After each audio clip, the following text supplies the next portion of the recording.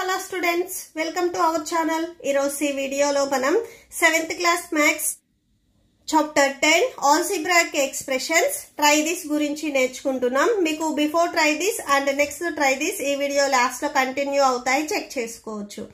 So question number 1 చూడండి. What are the terms in the following expressions?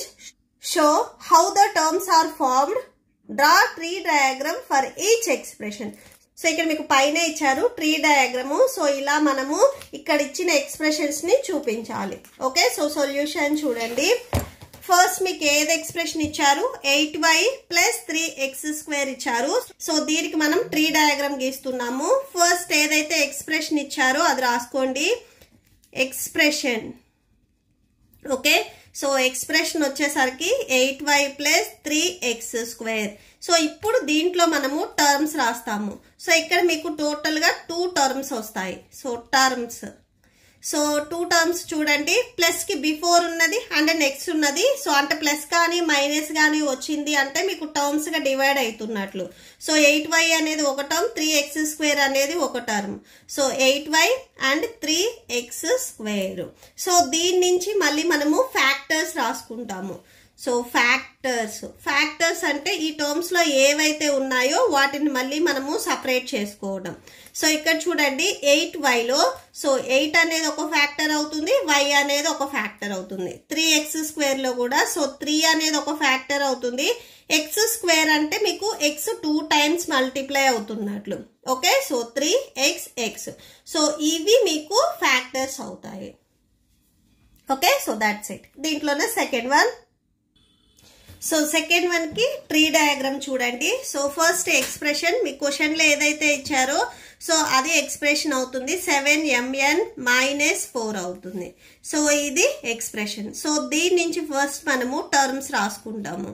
Same నేను చెప్పా కదా, ప్లస్ కి కానీ మైనస్ కానీ బిఫోర్ ఆఫ్టర్ ఉన్నవి టర్మ్స్ అవుతాయి. సో టర్మ్స్, సో 7m అనేది ఒక టర్మ్ అండ్ 4 అనేది ఒక టర్మ్. సో ఇక్కడ మైనస్ ఉంది కాబట్టి సో మైనస్ కంపల్సరీ రాయాలి.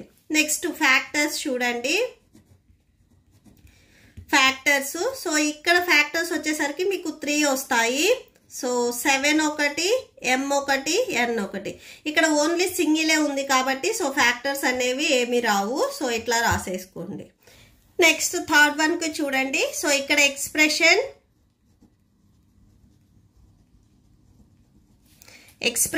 2x²y. సో దీంట్లో టర్మ్స్ వచ్చేసరికి సో ఇక్కడ మీకు ప్లస్ కానీ మైనస్ కానీ ఏమీ లేవు కాబట్టి టర్మ్ కూడా సేమ్ ఇదే అవుతుంది, 2x²y. సో దీంట్లో ఇప్పుడు మనం ఫ్యాక్టర్స్ రాస్తున్నాము. ఫ్యాక్టర్స్, సో ఫ్యాక్టర్స్ అంటే ఇక్కడ ఏవైతే ఉన్నాయో వీటిని సపరేట్ గా రాసుకోవటము. సో 2 ఒకటి, x² అంటే మనకి 2xలు ఉన్నట్లు. సో ఎక్స్పోనెంట్ లో స్క్వేర్ ఉంది కాబట్టి 2 టైమ్స్ ఇక్కడ ఏదైతే వేరియబుల్ ఉందో అది రాసుకోవాలి. నెక్స్ట్ y ఉంది కదా, y రాసుకోండి. Okay, so that's it. Next దీంట్లోనే సెకండ్ క్వశ్చన్ చూడండి. Right 3 expressions each having 4 terms.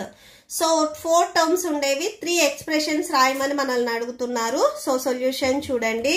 So ఇక్కడ నేను టోటల్ గా 5 రాస్తాను. సో ఫస్ట్ వన్ వచ్చేసరికి 4x⁴ + 3y² + 2x² + 4. సో చూడండి 1 2 3 4. సో 4 టర్మ్స్ వచ్చాయి మీకు. అండ్ నెక్స్ట్ సెకండ్ వన్ చూడండి. అండ్ చాలా మంది 3y² + 2y² అలా రాయొద్దు. Okay, so y² terms same ఉండేటట్లు రాయొద్దు, కొంచెం డిఫరెంట్ ఉండేటట్లు చూడండి. Next 5xy².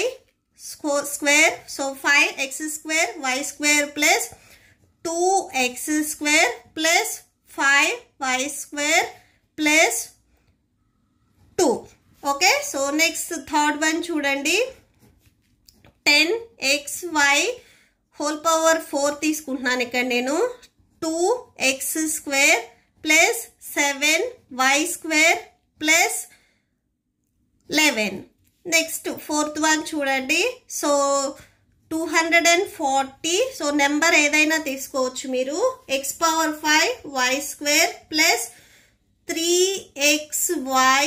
సో వీటికి స్క్వేర్లు తీసుకోండి. Next 2y² +